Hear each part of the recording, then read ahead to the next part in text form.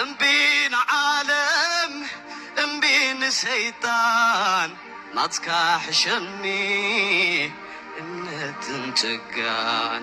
እምቢን ዓለም እምቢን ዝና ናትካ ይሕሸኒ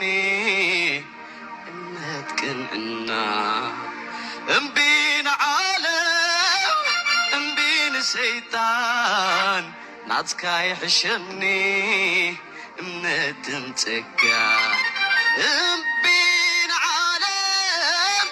እምቢን ዝና ናትካ ይሕሸኒ እምነት ቅንዕና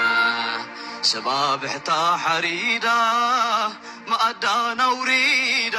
ምስ ፈጨው ጭድርታ ናብ ሲኦል ኣንፈታ